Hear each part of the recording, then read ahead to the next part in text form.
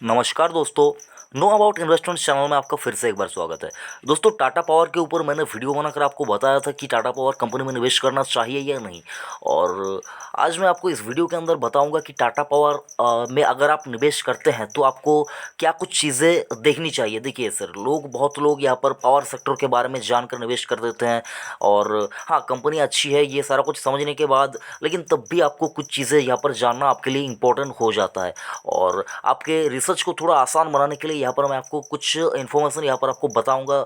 सारा कुछ जो इन्फॉर्मेशन है वो इंटरनेट से ही लिया हुआ है, तो आप भी चाहे तो यहाँ पर देख सकते हैं। ऐसा कोई बात नहीं है कि आप नहीं देख पाएंगे सारा कुछ, लेकिन आपके रिसर्च को थोड़ा आसान बनाने के लिए यहाँ पर मैं दो तीन चीज़ें यहाँ पर आपको आपके सामने यहाँ पर रखना चाहूँगा। आप उनको देखिए, उसके बाद आप अपना कंप्लीट रिसर्च एनालिसिस कीजिए, उसके बाद आप टाटा पावर कंपनी के ऊपर निवेश करने का डिसीजन लीजिए। ठीक है, तो वीडियो पूरा देखिएगा, कोई भी कहीं पे भी स्किप मत कीजिए। और से एक छोटा सा रिक्वेस्ट, अगर आपने अभी तक चैनल को सब्सक्राइब नहीं किया तो चैनल को सब्सक्राइब कीजिए, नोटिफिकेशन आइकन के ऊपर प्रेस कीजिए, जुड़े रहिए नो अबाउट इन्वेस्टमेंट चैनल के साथ, ताकि जब भी मैं इस चैनल के ऊपर कोई नया वीडियो अपलोड करूँ उसका नोटिफिकेशन सबसे पहले आप तक पहुंचे। तो यहाँ पर आप देख पाएंगे सर, 15 जनवरी 2021 को टाटा पावर ने स्टॉक ने यहाँ पर अगर आप देखें लगभग फ्लैट ही यहाँ पर क्लोजिंग दी है, 85 रुपीज़ 50 पैसे के ऊपर क्लोजिंग दी है। तो आप सोचेंगे कि स्टॉक क्या यहाँ से भाग सकता है, तो सर वो मैं आपको लास्ट में बताऊंगा, लेकिन उससे पहले कुछ यहाँ पर इन्फॉर्मेशन आपको देखना चाहिए। जो सबसे पहला इन्फॉर्मेशन है सर कि टाटा पावर के स्टॉक ने यहाँ पर अगर आप देखिए स्टॉक के ऊपर स्टॉक स्प्लिट कब कब हुआ था ये भी आपको जानना इंपॉर्टेंट है। 1995 को स्टॉक का फेस वैल्यू हुआ करता था 100 रुपया, उसको कम करके अगर आप देखिए फेस वैल्यू को किया गया 10 रुपया। एक शेयर का जो फेस वैल्यू पहले हुआ करता था 1995 को 100 रुपया, उसके बाद उसको किया गया 10 रुपया। अब 2011 में उसी फेस वैल्यू को 10 रुपये से घटाकर 1 रुपया किया गया, जो कि टाटा पावर के स्टॉक के ऊपर निवेश करने से पहले आपको जानना चाहिए। उसके बाद देखिए तो सर यहाँ पर कुछ नेगेटिव्स और कुछ पॉजिटिव आपको दोनों ही यहाँ पर देखने को मिलेंगे। अगर आप देखिए प्रमोटर प्लेज रिमेन अनचेंज, जो प्रमोटर का स्टेक यहाँ पर गिरवी रखा हुआ है वो अगर आप देखिए 2.59% ऑफ होल्डिंग, तो वो अनचेंज ही रहा, उसमें कोई बढ़ोतरी या गिरावट कुछ भी नहीं हुआ। प्रमोटर का जितना हिस्सेदारी गिरवी था वही सेम गिरवी जो था वो सिचुएशन सेम ही रही दिसंबर 2020 के क्वार्टर में। प्रमोटर होल्डिंग रिमेन अनचेंज, अगर आप देखें प्रमोटर की जो होल्डिंग है वो भी अनचेंज रहा कब, दिसंबर 2020 के क्वार्टर में 46.48% जो प्रमोटर की हिस्सेदारी है वो पूरा ही अनचेंज ही रहा, कोई कम या ज़्यादा नहीं किया गया। यहाँ पर कुछ दिक्कत अगर आप देखें, mutual fund have decrease holding from 12.44%। तो म्यूचुअल फंड के पास पहले के क्वार्टर में हुआ करता था 12.44%, और उसको कम करके दिसंबर 2020 के क्वार्टर में कितना हुआ 11.36%। तो म्यूचुअल फंड ने थोड़ी सी अपनी हिस्सेदारी जो है वो घटाई है। और नंबर ऑफ म्यूचुअल फंड की बात करें तो एक म्यूचुअल फंड ने यहाँ पर एग्जिट भी किया है पूरी तरह से। अगर आप देखें mutual fund scheme has decrease from 41, तो पहले 41 म्यूचुअल फंड स्कीम हुआ करते थे, अभी के टाइम पे अगर आप देखें 40 म्यूचुअल फंड के स्कीम यहाँ पर निवेश करके रखे हुए हैं टाटा पावर के स्टॉक के ऊपर। तो ये डाटा आप चाहे तो मनी कंट्रोल के ऑफिशियल वेबसाइट के ऊपर जाकर भी आप विजिट कर सकते हैं। उसके बाद देखिए तो सर अगर आप देखें जो इंस्टीट्यूशनल जो यहाँ पर इन्वेस्टर हैं उनकी भी बात करें तो एफआईएस की बात करें तो एफआईएस ने जो की है यहाँ पर दबा के अपनी हिस्सेदारी जो है बढ़ाई है। दिसंबर 2020 के क्वार्टर की बात करें तो उनका अगर आप देखिए लगभग 14% जो उनका होल्डिंग है वो बढ़ाया है, और उनका जो परसेंटेज ऑफ होल्डिंग है वो है 12.44%। तो म्यूचुअल फंड से भी ज़्यादा होल्डिंग एफआईएस की है टाटा पावर के अंदर। उसके बाद देखिए जैसा कि आपको बताया कि प्रोमोटर होल्डिंग जो किया 46.6 अगर आप देखिए 86%। और अगर आप देखिए तो सर सितंबर से लेकर दिसंबर के क्वार्टर में, इस क्वार्टर में नहीं बढ़ा है, लेकिन जून 2020 से लेकर अगर आप देखिए दिसंबर 2020 के क्वार्टर में तो जो हिस्सेदारी है वो लगभग 9% के आसपास प्रमोटर्स ने बढ़ाई है, जो कि किसी कंपनी के लिए बहुत ही अच्छी मानी जाती है। इस क्वार्टर में नहीं बढ़ाया, लेकिन सर अगर आप देखिए 2-3 क्वार्टर के अंदर अंदर लगभग 9% हिस्सेदारी प्रमोटर्स ने बढ़ाई है। पब्लिक की बात करें तो सर पब्लिक ने यहाँ पर हिस्सेदारी थोड़ी सी कमाई है, यानी कि म्यूचुअल फंड वगैरह सारा कुछ जो है इंस्टीट्यूशनल है उन्होंने थोड़ी सी कमाई है, लेकिन प्रमोटर ने बढ़ाई है, जो कि बहुत ही अच्छी बात है। और जैसा कि मैं आपको बता रहा कि 2.59% के आसपास की जो इनकी टोटल प्लेज होल्डिंग है उसका अगर आप अमाउंट देखिए कितने रुपए का वो होल्डिंग प्लेज रखा हुआ है 331 करोड़ का। यहाँ पर देखिए तो ये सारा कुछ जो प्लेज प्रमोटर होल्डिंग की जो समस्या है वो 331 करोड़ के आसपास रुपए की है, तो ये आपको जानना चाहिए।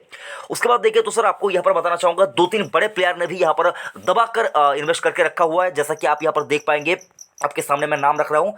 बहुत ही आप भरोसेमंद एक यहाँ पर जो कि है इन्वेस्टर जो कि है life insurance corporation of India के पास लगभग 5.26% हिस्सेदारी है, यानी कि LIC के पास 5.5% के आसपास, यानी कि 5.26% के आसपास की हिस्सेदारी है। GIC जिसको आप कहते हैं general insurance of corporation of India, इसके पास 1.32% की हिस्सेदारी है, और HDFC लाइफ जैसे बड़े प्लेयर के पास भी 1.07% की हिस्सेदारी है, और न्यू इंडिया इंश्योरेंस के पास 1.05% की हिस्सेदारी ओन करती है। और जैसे कि आपको बता रहा था 164 फॉरेन पोर्टफोलियो इन्वेस्टर ने यहां पर निवेश करके रखा हुआ है।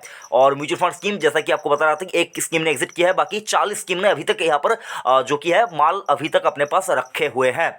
उसके बाद देखिए तो सर टाटा पावर, जैसे कि आप जान रहे हैं टाटा पावर के पास एक और चीज भी है जो कि आपको बताना चाहूंगा। Tata power has a Russian subsidiary far eastern natural resources LLC, जो कि एक अगर आप देखिए इसके पास that has a licence for coal mine in, ये जो स्पेलिंग है सर आप एक बार खुद से कर लीजिए, कमचटका क्राई के करके जो एक नाम है, कोल माइन एक ब्लॉक वगैरह कुछ है, जो कि टाटा पावर की एक सब्सिडरी रशियन सब्सिडरी है, जो कि टाटा पावर की रशियन सब्सिडरी है, उसके पास अगर आप देखें लाइसेंस है कोल माइनिंग का, जो कि जिसका अगर आप देखें इन कमचटका क्राई, जो कि जगह का नाम है, आप गूगल कर लीजिएगा, आपको विकिपीडिया के ऊपर ये सारा कुछ मिल जाएगा। तो उसके बाद देखिए Tata power has operation in India, अगर आप जानते हैं टाटा पावर सिर्फ इंडिया के काम करता है तो वो नहीं sir, Tata power India, Singapore, Indonesia, south Africa and Bhutan के अंदर भी टाटा पावर कामकाज करती है, जो कि आपको जानना चाहिए। और Tata power group has a operation based in 35 location in India, India के अंदर 35 लोकेशन के अंदर टाटा पावर कामकाज करती है, जो कि आपको जानना बेहद इंपॉर्टेंट है किसी स्टॉक में निवेश करने से पहले। और एक additional information sir, Tata power ने जो इलेक्ट्रिक EV चार्जिंग जो कि चार्जिंग स्टेशन जो कि आप सुन रहे हैं कि चार्जिंग स्टेशन के ऊपर कामकाज करे, तो यहाँ पर आपको बताना चाहूंगा ये टाटा पावर के ऑफिशियल वेबसाइट के ऊपर जाकर भी आपको ये सारा कुछ जो डाटा है ये डाटा आपको मिल जाएगा। Supporting the Indian government national electric mobility mission, Tata power establish the first set of electric vehicle charging station इन मुंबई। तो टाटा पावर ने पहला इलेक्ट्रिक व्हीकल चार्जिंग स्टेशन जो कि है मुंबई के अंदर इन्होंने शुरू किया है। इंडियन फाइनेंशियल कैपिटल, यानी मुंबई जिसका इंडियन फाइनेंशियल कैपिटल जिसको कहा जाता है, यानी कि हमारा जैसा कैपिटल इंडिया का कैपिटल है जैसा दिल्ली, फाइनेंशियल कैपिटल की बात करें तो कि जो कि है मुंबई, तो मुंबई के अंदर अगर आप देखें तो इलेक्ट्रिक व्हीकल चार्जिंग स्टेशन शुरू किया है। Now present in Mumbai, Delhi and Hyderabad, और customise EV charging solution from the infrastructure backbone for a ground EV ecosystem and providing customers access to energy efficiency option with easy. तो ये अगर आप देखिए now present, ये कहाँ पर अभी है, पहला उन्होंने शुरू किया है मुंबई के अंदर, और कहाँ पे है, मुंबई, दिल्ली, हैदराबाद के अंदर ये कामकाज कर रही है। और अगर आप देखिए जो इलेक्ट्रिक E-व्हीकल का जो बैकबोन अगर जिसको कह लीजिए, वो सारा कुछ जो इकोसिस्टम है ये करने के पीछे कंपनी कामकाज कर रही है, जो कि बहुत ही अच्छी बात है। तो ये अगर कंप्लीट हो जाता है और इलेक्ट्रिक व्हीकल अगर इंडिया के अंदर अच्छी तरह से यहाँ पर कामकाज करती है, इलेक्ट्रिक व्हीकल अगर अच्छी तरह से लॉन्च होते हैं, सबको अवेलेबल करवा दी जाती है, तो टाटा पावर जैसे स्टॉक के लिए बेहतरीन एक रैली अगर आप देखिए बुल रन की जैसा यहाँ पर सिचुएशन पैदा हो सकती है। लेकिन ये सारा कुछ तो आपको यहाँ पर बता दिया, लेकिन सर म्यूचुअल फंड एग्जिट कर रहे हैं ये भी आपको ध्यान में रखना चाहिए। एक स्कीम ने तो पूरा यहाँ पर एग्जिट कर लिया है दिसंबर 2020 के क्वार्टर में, तो ये आपको डिटेल में जानकारी लेना चाहिए, जो कि मैंने आपको आपके साथ डिस्कस करना जरूरी समझा।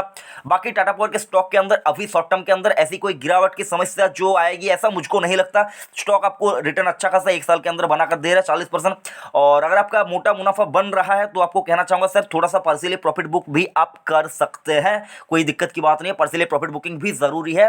फ्रेश खरीदारी करना चाहते हैं तो लंबे अवधि के निवेश के मतलब नजरिया लेकर ही निवेश करें। शॉर्ट टर्म में अभी अगर आप देखिए स्टॉक बहुत ज्यादा भाग चुका है ऐसा मुझको लगता है, बाकी ये मेरी पर्सनल ओपिनियन है कि ऐसे स्टॉक में थोड़ा सा अगर आप देखिए छोटा मोटा करेक्शन आ सकता है, तो अगर आप यहाँ पर करेक्शन के अंदर बाय ऑन डिप्स की स्ट्रेटेजी अपनाइए। और एज सच अभी टाटा पावर के अंदर मुझको कोई दिक्कत नजर नहीं आ रही शॉर्ट टर्म के अंदर की बहुत ज्यादा दिक्कत आ जाएगी सेक्टर के लिए। बाकी सर बजट के अंदर भी देखें तो पावर सेक्टर के लिए कुछ अच्छा अगर यहाँ पर अनाउंसमेंट आता है तो ऐसे इन स्टॉक में आपको एक अच्छी रैली देखने को मिल सकती है। बाकी लंबे अवधि के लिए निवेश कीजिए सर, टाटा पावर लंबे अवधि के लिए अच्छा स्टॉक है। जो पहले के जमाने में स्टॉक हुआ करता था, अगर आप देखिए पहले बहुत इसका प्राइस बहुत ज्यादा हुआ करता था, उसको कम स्प्लिट करके अगर आप देखिए स्टॉक का प्राइस अभी आपको ये लग रहा है, लेकिन सर पहले ये स्टॉक का प्राइस अगर आप देखिए बहुत ज्यादा हुआ करता था। और एक जमाने में तो राकेश झुंझुनवाला साहब ने भी यहाँ पर इन्वेस्ट किया था और अच्छा खासा प्रॉफिट भी वहां पर तब उन्होंने कमाया था, जो कि आपके साथ यहाँ पर मैंने जरूरी बात डिस्कस करना ज़रूरी समझी। बाकी सर आपको एज अ डिस्क्लेमर भी बताना चाहूँगा, ये स्टॉक मेरे निजी पोर्टफोलियो में भी है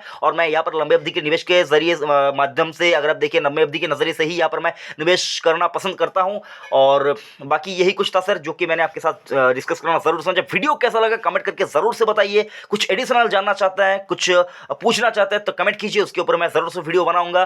बाकी अगर आपके मन में और किसी स्टॉक के ऊपर भी कोई सवाल है तो आप कीजिए। बाकी चैनल को सब्सक्राइब कर अभी तक नहीं किया तो चैनल को सब्सक्राइब करना बिल्कुल भी मत भूलिए। थैंक यू, जय हिंद।